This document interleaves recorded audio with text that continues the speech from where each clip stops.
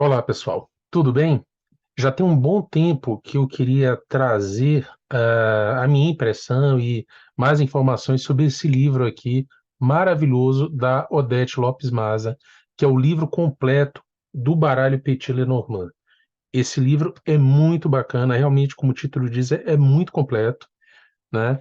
É um livro bem grosso aqui, tem quantas páginas? Tem quase 600 páginas, mais de 600 páginas, né? 615, 620 páginas.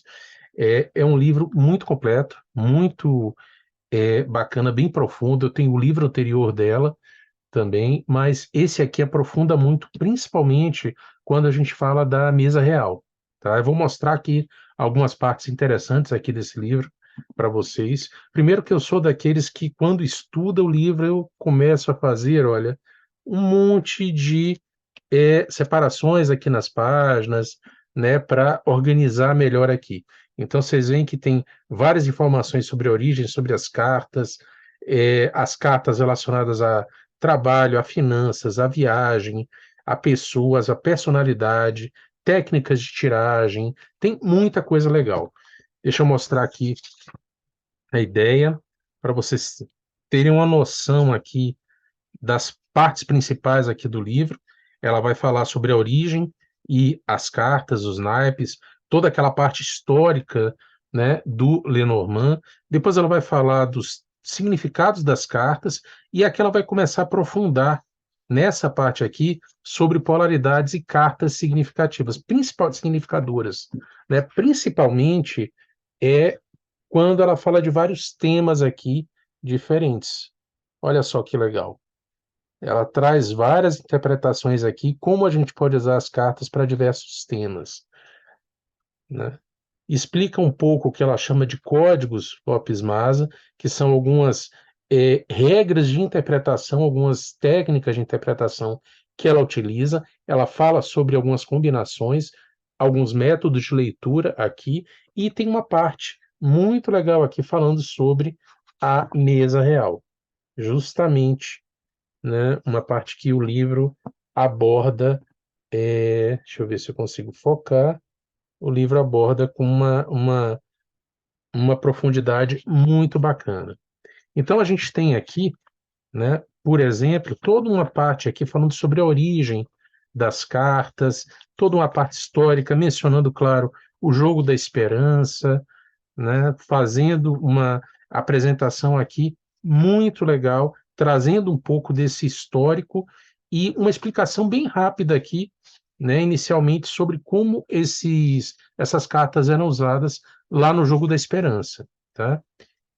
Depois a gente vai entrar na parte específica das cartas mesmo, do significado das cartas.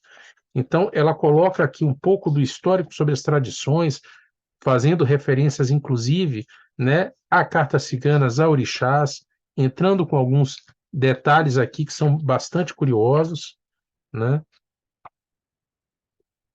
E aqui começa justamente a parte do significado de cada carta. Uma coisa que eu achei muito interessante nesse material é que, além dela falar do significado tradicional, né, geral aqui de cada carta, ela vai falar também das palavras-chave modernas. Isso eu achei muito interessante. Então, além de trazer toda a parte que a gente já conhece dos outros livros dela e tudo, ela traz também aqui algumas palavras-chave modernas que é, são usadas, né, que têm sido usadas mais na modernidade. Ela faz isso para todas as cartas aqui. Então, é muito legal, muito completo, dá alguns exemplos, traz algumas notas de esclarecimento para algumas das cartas, tá? Depois de dar esse geral aqui em cada carta, ela começa a falar um pouco de uma maneira específica sobre polaridades e sobre como a gente pode utilizar cartas significadoras, né? Então, por exemplo, cartas significadoras para pessoas aqui, e essa parte aqui achei muito legal. Ela fala sobre cada uma das cartas, né? É, é, como é que a gente pode imaginar a pessoa por trás daquela carta. Então, por exemplo, um navio representa um estrangeiro ou estrangeira.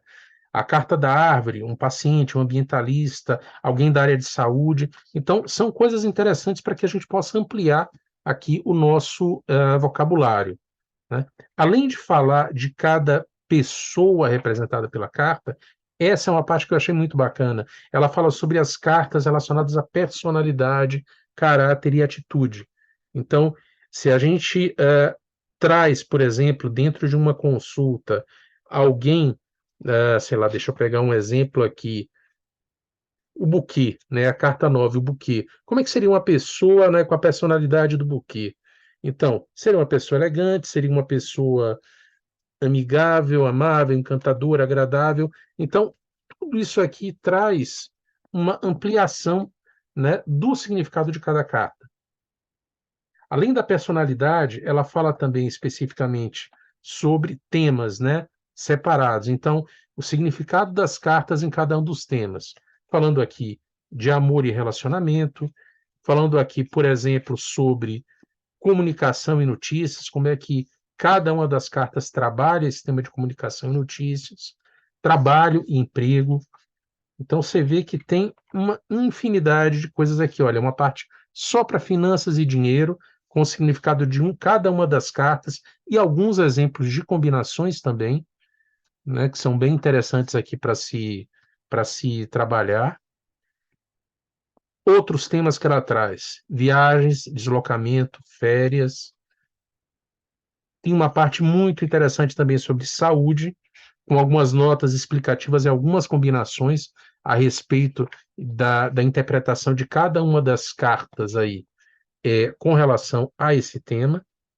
Então, tem aqui vários exemplos interessantes de coisas para se explorar aí com relação a isso.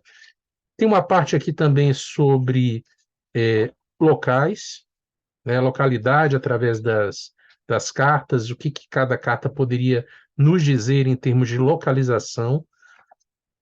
Tempo, tem uma parte muito legal, interessante aqui também sobre como a gente perceber a energia de cada carta com relação ao tempo, cartas mais lentas, cartas mais rápidas, sobre estações do ano, sobre como interpretar uma sugestão, né, de como interpretar o tempo dentro das cartas.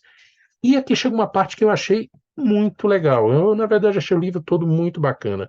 Mas isso aqui é quando ela começa a falar sobre algumas técnicas de interpretação que ela utiliza. Ela traz primeiro uma parte histórica, né, do que já é utilizada, né, tradicionalmente, a lei do olhar, né, a interpretação sobre passado e futuro, cartas frente a frente, cartas de costas, e aqui ela começa a detalhar um pouco mais sobre algumas dessas leis de orientação, de relevância, e aqui ela começa a falar da posição de cada uma das cartas dentro de alguns jogos específicos.